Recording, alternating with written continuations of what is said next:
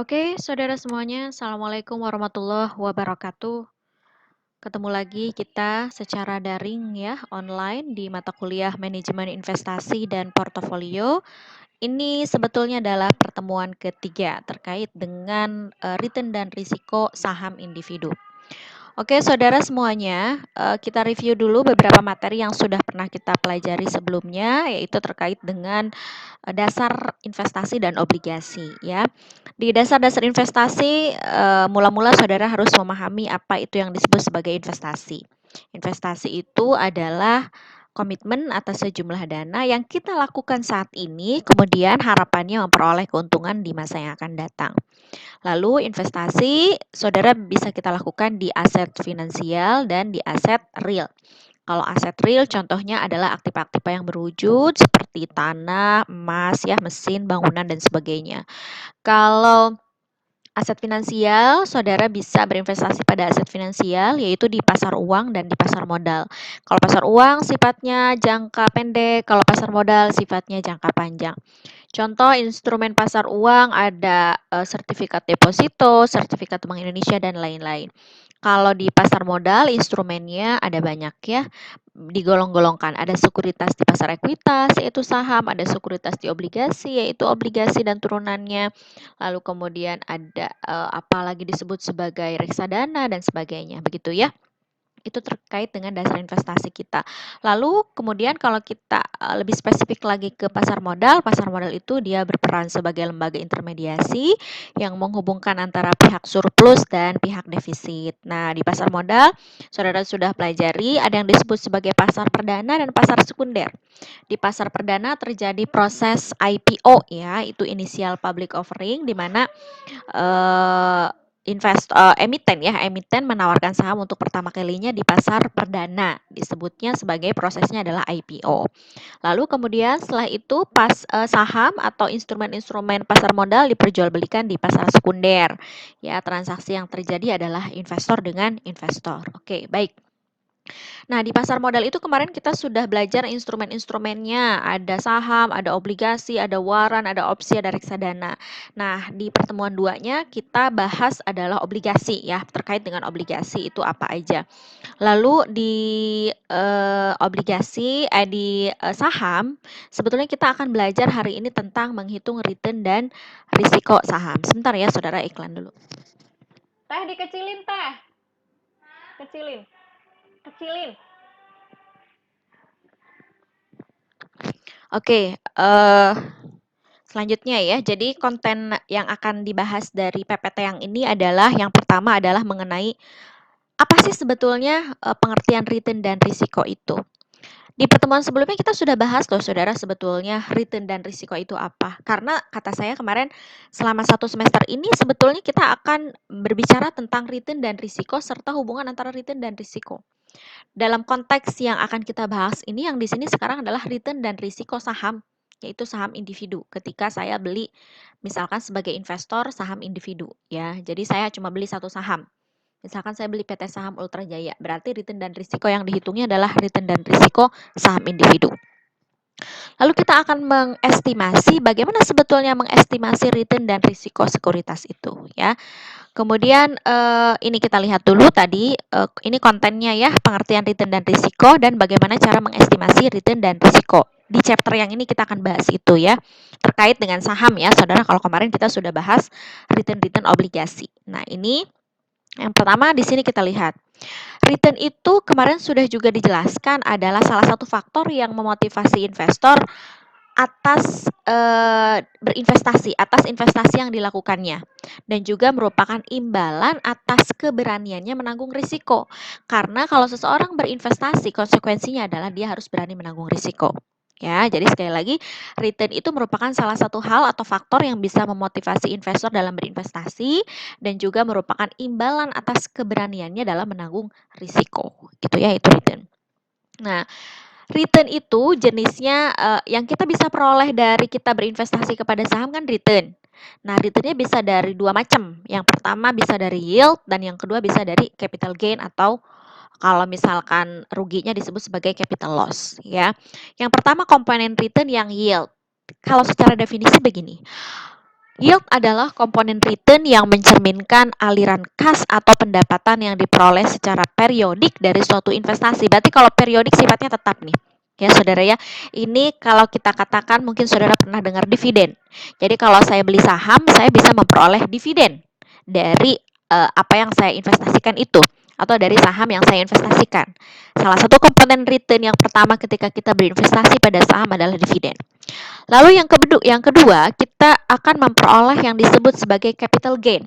Dan kalau rugi, kita akan mengalami capital loss. Nah, komponen capital gain ini adalah komponen return yang merupakan kenaikan atau penurunan harga suatu surat berharga, bisa saham atau juga obligasi ya, yang bisa memberikan keuntungan atau kerugian. Dalam hal ini kita bahas saham ya.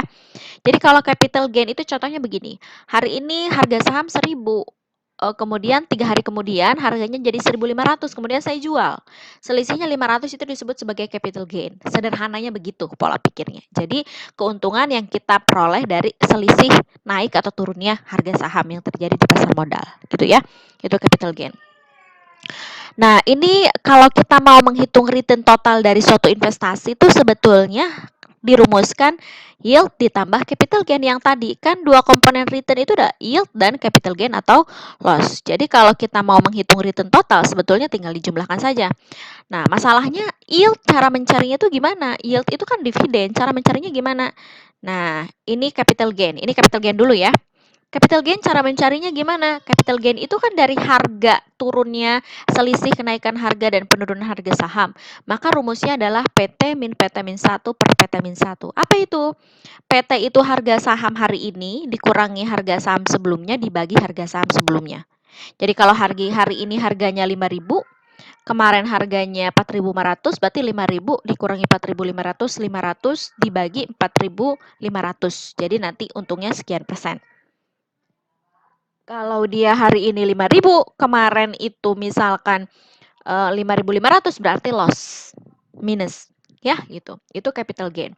Lalu komponen yang kedua adalah yield. Yield itu adalah dividen. Dividen hari ini dibagi harga saham tahun sebelumnya. Itu disebut sebagai yield. Jadi kalau begitu untuk menghitung return total tinggal dijumlahkan saja rumusnya. PT min PT min 1 ditambah DT dibagi PT min 1 gitu ya. Ini gampang banget kok. Nanti kita akan lihat contoh perhitungannya ya. PT itu harga saham pada periode T atau pada periode saat ini. Sedangkan PT min 1 harga saham pada periode T min 1 atau periode sebelumnya gitu ya. Ini datanya bisa bulanan, bisa harian gitu ya, atau bisa tahunan sebetulnya. Tapi kalau tahunan sangat tidak mencerminkan harga saham ya. Jadi biasanya para peneliti itu menggunakan data harian atau bulanan untuk harga saham ya. Contoh, nih, yang tahun 2010 harga sahamnya 2.250. Kemudian dividennya nggak ada.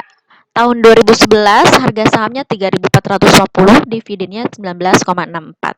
Coba saudara kerjakan yang ini ya sambil dilihat videonya. Saya kasih contoh satu. Tahun 2011 ini yang ditanyakannya adalah return total. Berapa return total dari slide ini saudara hitung return total. Maka rumusnya adalah yield ditambah capital gain atau loss. Berarti rumusnya PT min PT min 1 per PT min 1, PT min PT min 1 per PT min 1 ditambah DT dibagi PT min 1. Contoh. Yang tahun 2010 nggak bisa dihitung return totalnya karena kita nggak punya data tahun sebelumnya. Yang 2011 kita bisa menghitung return totalnya berapa dengan cara PT harga saham hari ini 3.450 dikurangi 2.250 dibagi harga saham tahun sebelumnya 2.250. Itu capital gain atau loss-nya. Lalu untuk menghitung dividennya bagaimana? 19,64 DT itu adalah dividen saat ini dibagi dengan 2.250 lalu kemudian saudara jumlahkan. Itulah return total. Saya ulangi. 3.450 PT dikurangi PT min 1 2.250 dibagi hasil pengurangan ini dibagi 2.250 PT min 1 ditambah DT 19,64 dibagi PT min 1 2.250. Silahkan dicoba ya. 2011, 12, 13, 14 dan 15. Next. Ini kemudian kita akan mempelajari mengenai konsep return dan risiko. Yang pertama adalah return. Kemarin sudah saya jelaskan sekilas ya, bahwa return itu terdiri dari 3. Yang pertama return realisasi, kemudian return yang diharapkan, satu lagi adalah return yang dipersyaratkan. Kita lihat satu persatu. Return realisasi adalah return yang telah terjadi atau merupakan return aktual yang dihitung berdasarkan data historis. Nah, return historis ini berguna sebagai dasar penentuan return ekspektasi. Jadi, saudara nggak bisa menghitung return harapan kalau belum menghitung return realisasi. Mana Bu sebetulnya return realisasi? Yang tadi kita kerjakan, PT min PT min 1 per PT min 1 ditambah DT dibagi PT min 1. Atau biasanya beberapa orang hanya menggunakan yang capital gain-nya saja, tidak menggunakan dividen, berarti PT min PT min 1 per PT min 1. Itu sebetulnya return realisasi ya. Lalu apa yang disebut sebagai return yang diharapkan? Return yang diharapkan akan diperoleh oleh investor di masa yang akan datang. Nah, berbeda dengan return realisasi yang bersifat sudah terjadi, itu ex post data namanya, return harapan merupakan hasil estimasi. Berarti dia belum terjadi, berarti disebutnya ex ante data. Di sini nanti akan ada berbagai metode yang akan saya berikan untuk menghitung return harapan. Ya, kalau tadi return realisasi dihitungnya menggunakan rumus yang tadi yang sebelumnya dijelaskan. Capital gain, capital loss gitu ya, atau yield. Ya, oke, tergantung permintaan soal nanti. Lalu jenis yang satu lagi adalah return yang dipersyaratkan. Return yang dipersyaratkan itu adalah return yang diperoleh secara historis yang merupakan tingkat return minimal yang dikehendaki oleh investor atas preferensi subjektif investor terhadap risiko. Subjektif loh. Jadilah minimal saya taruhlah minimalnya dapat return 18% lah syarat minimalnya. Nah, itu return yang disyaratkan, gitu ya. Oke. Sekarang kita lihat risiko. Kalau kita berinvestasi itu di pasar modal itu menjanjikan return, tentu ada risikonya. Ya, semboyannya tuh gini saudara, high risk, high return. High return, high risk. Jadi kalau kita berinvestasi ingin untung yang tinggi, berarti kita harus menerima konsekuensi bahwa kita harus mengambil risiko yang juga tinggi. Nah, sekarang risiko itu apa sebetulnya? Risiko itu merupakan kemungkinan perbedaan antara return aktual yang kita terima dengan return yang kita harapkan, gap. Saya pengennya segini, yang terjadi segini. Gapnya itu atau selisihnya itu disebut sebagai risiko. Dalam konteks keuangan sebetulnya risiko tuh banyak, saudara. Ada risiko suku bunga, risiko pasar, risiko inflasi, bisnis, finansial, likuiditas, nilai tukar, dan risiko negara, dan mungkin ada lagi selain ini. Tapi dalam konteks investasi yang kita bahas, risiko yang akan kita bahas adalah dikelompokkan menjadi risiko sistematis dan risiko tidak sistematis. Apa itu? Risiko sistematis ini disebut sebagai risiko pasar. Contoh, risiko sistematis itu dia terjadi secara umum dan efeknya ke semua perusahaan atau tidak hanya berdampak kepada satu perusahaan. Jadi ke semua perusahaan bisa dalam industri tertentu atau bahkan misalkan seluruh pasar modal Indonesia, seluruh perusahaan-perusahaan yang ada di pasar modal Indonesia kena. Itu disebut sebagai risiko sistematis. Risiko yang menyebabkan dampak secara keseluruhan. Contoh, di Indonesia terjadi, COVID-19. COVID-19 itu risiko sistematis, saudara. Tidak dapat dikendalikan. Dia berdampak pada seluruh sektor. Ya, itu adalah risiko sistematis. Ya, apalagi contohnya kenaikan harga BBM. Itu rata-rata ya pada umumnya berdampak kepada semua perusahaan. Itu risiko-risiko yang pasar yang sifatnya umum. Ya, kalau secara definisi, risiko yang berkaitan dengan perubahan yang terjadi di pasar secara keseluruhan biasanya juga disebut sebagai risiko general. Risiko yang ini tidak dapat didiversifikasi. Nanti saya akan jelaskan nih setelah menjelaskan risiko tidak sistematis. Maksudnya dari yang tidak dapat didiversifikasi itu apa? Ya, oke. Lalu disebut sebagai risiko tidak sistematis itu yang seperti apa? Oke. Risiko tidak sistematis itu disebut sebagai risiko yang spesifik, lawannya dari yang tadi, risiko sistematis. Jadi hanya terjadi di perusahaan-perusahaan tertentu. Ya, mikro hanya terjadi di suatu perusahaan tertentu. Contoh, Direktur PT Martina Berto ya, Direktur PT Martina Berto meninggal. Berarti ada status quo tuh. Direktur nggak ada. Terus berarti harus ada peralihan ini segala macam. Itu disebut sebagai risiko tidak sistematis. Hanya terjadi di perusahaan itu, dampaknya akan dirasakan oleh perusahaan itu saja. Apakah ketika direktur PT Martina Berto meninggal, direktur perusahaan lain ikut-ikutan meninggal? Enggak. hanya terjadi di perusahaan itu saja, maka disebut sebagai risiko tidak sistematis. Beda ya dengan yang tadi. Kalau yang tadi risiko sistematis, risiko yang berdampak pada seluruh perusahaan. Ya, kalau yang ini di PT Telkom terjadi kebakaran, PT Telkom aja, yang lain nggak ikut-ikutan. Ya, gitu. Jadi risiko itu namanya risiko tidak sistematis. Nah, kalau risiko sistematis itu tidak dapat didiversifikasi. Maksudnya begini, diversifikasi itu saudara suatu prinsip yang diterapkan di pasar modal, kita nggak beli cuma satu saham atau satu instrumen. Jadi, saya beli di saham A, saham B, saham C, saham D. Itu diversifikasi. Tujuannya adalah untuk mengurangi risiko. Kalau saya punya uang 100 juta, saya investasi di saham A, di saham B, di saham C, di saham D. Uang saya dibagi-bagi ke yang saham ABCD tersebut, yang 100 juta. Itu namanya prinsip diversifikasi. Nah, kalau terjadi risiko sistematis, maka kalau ada risiko sistematis, kelima-limanya kena. A, B, C, D, keempat-empatnya, A, B, C, D itu kena. Berarti tidak bisa dikurangi risikonya dengan diversifikasi. Jadi kalau misalkan terjadi COVID, keempat-empat sahamnya itu kena, punya saya. Ya, tapi kalau risiko tidak sistematis, kalau direktur saham A meninggal, yang tiganya lagi enggak. Jadi saya masih punya 3 saham yang aman. Gitu ya, itu berarti dia kalau yang risiko tidak sistematis bisa didiversifikasi dengan cara bisa dikurangi dengan cara diversifikasi.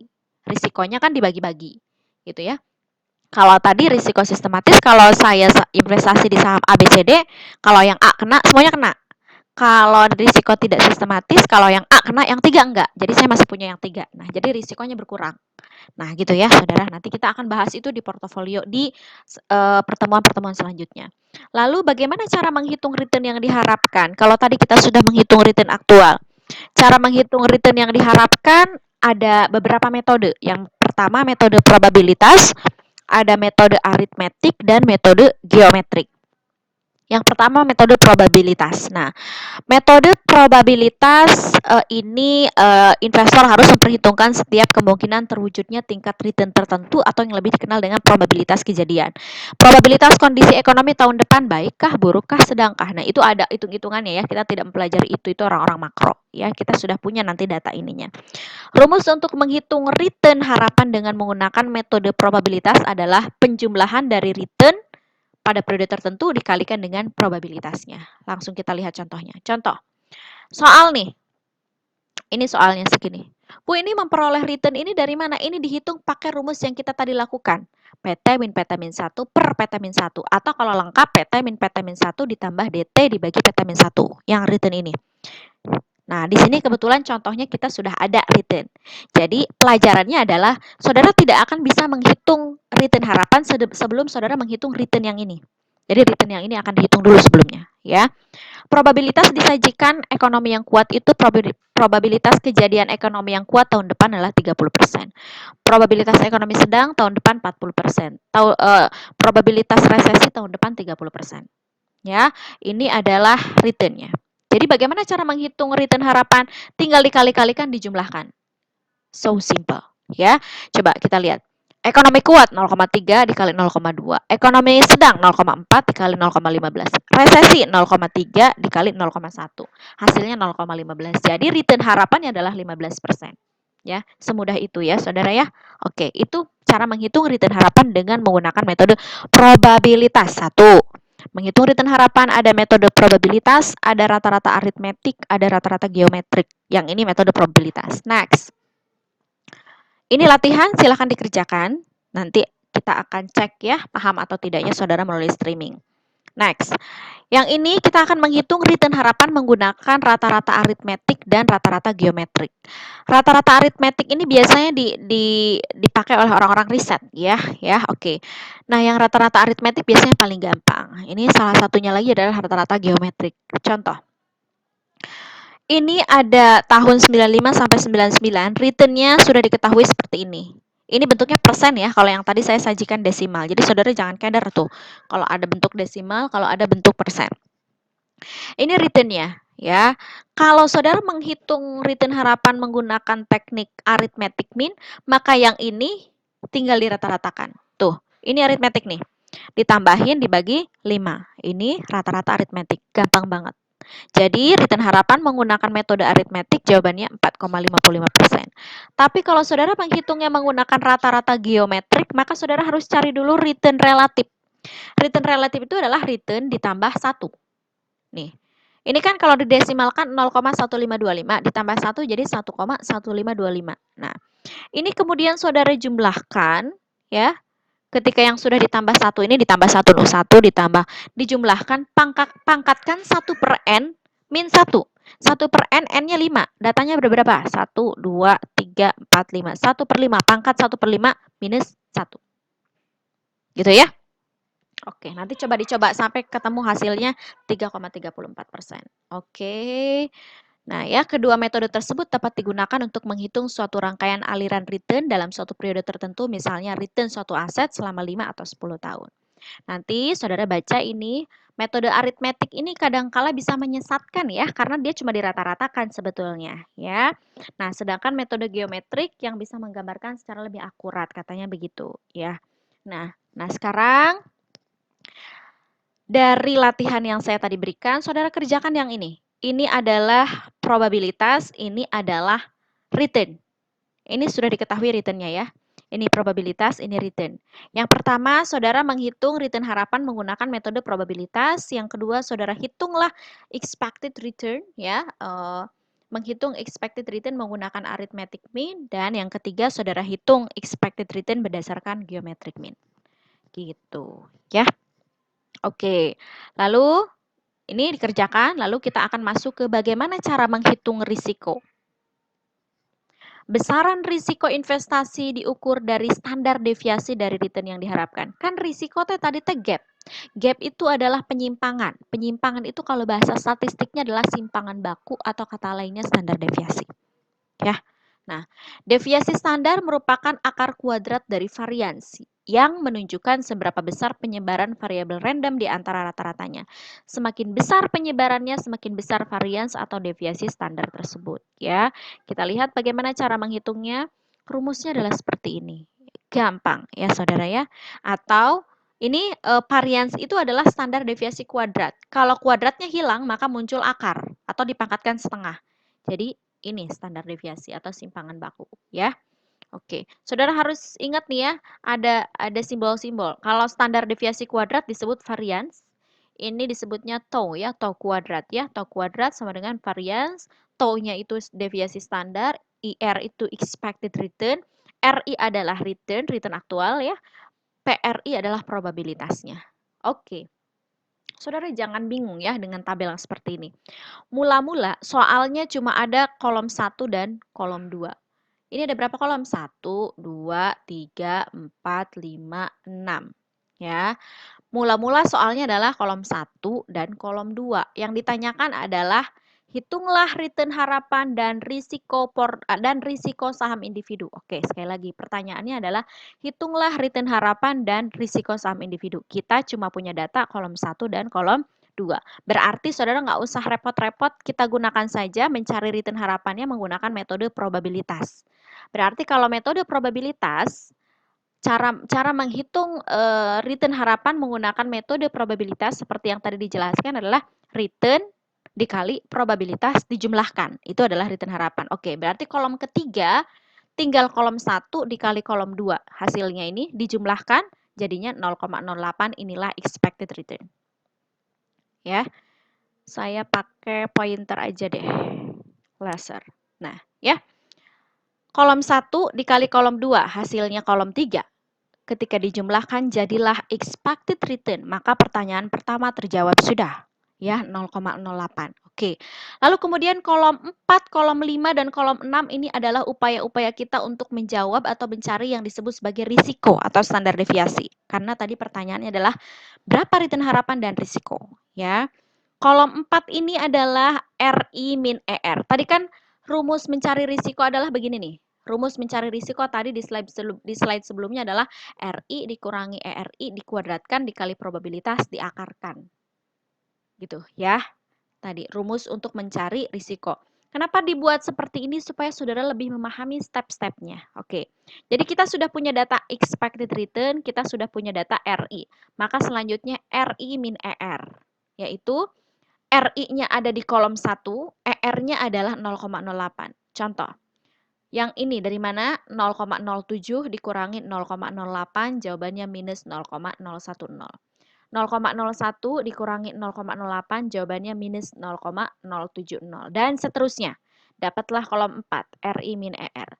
Lalu kolom 5 adalah kolom 4 dikuadratkan. RI min ER dikuadratkan. Kolom 4 dikuadratkan, itulah kolom 5. Lalu kolom 6, RI min ER dikuadratkan dikali probabilitas. Berarti kolom 6 adalah kolom 5 dikali dengan kolom 2. Sekali lagi, kolom 5 dikali dengan kolom 2. Contoh, 0,0001 dikali 0,2 sama dengan 0,00002. Setelah mendapatkan kolom 6 ini, saudara jumlahkan. Inilah yang disebut sebagai varians atau standar deviasi kuadrat. Ini belum kita namakan risiko, karena risiko itu adalah standar deviasi. Maka untuk mendapatkan risiko, kita tinggal akarkan yang varians ini. Ya, atau dipangkatkan setengah. Akar dari 0,00202 adalah 4,49% atau 0,0449.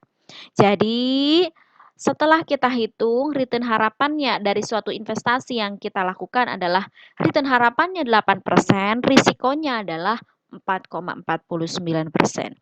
Lalu berapa satu return itu mengandung risiko berapa? Satu return mengandung risiko berapa? Misalkan gitu ya. Atau disebut sebagai koefisien variasi. Dalam pengukuran risiko sekuritas juga perlu menghitung risiko relatif sekuritas. Risiko relatif ini menunjukkan risiko per unit return yang diharapkan. Ukuran risikonya adalah koefisien variasi. Rumusnya adalah standar deviasi dibagi return yang diharapkan. Standar deviasinya adalah 4,49% dibagi 0,08, jawabannya 0,56 sekian persen. Oke, cukup. Itu mengenai risiko. Lalu ini adalah PR untuk saudara. Silahkan dikerjakan berapakah risiko saham tersebut. Ini mulainya dari harga saham. Ingat, kalau yang tadi mulainya dari return. Ini mulainya dari harga saham. Berarti saudara hitung dulu return dengan rumus petamin 1 per petamin 1. Lalu saudara hitung risiko menggunakan tabel yang seperti ini. Next, itu nomor 1. Lalu nomor 2, saudara menghitung sama ya. Tapi ini sudah diketahui return. Kalau yang tadi baru diketahui harga saham. Oke, baik saudara semuanya, itu mengenai return dan risiko saham individu. Semoga saudara bisa paham apa yang saya sampaikan. Kalau belum paham sekali putar, terus aja putar-putar. Ya, asal jangan diedit ya videonya ya. Jadi saya ngomongnya jadi kayak nge-ref gitu ya, berulang-ulang. Oke, terima kasih saudara. Assalamualaikum warahmatullahi wabarakatuh.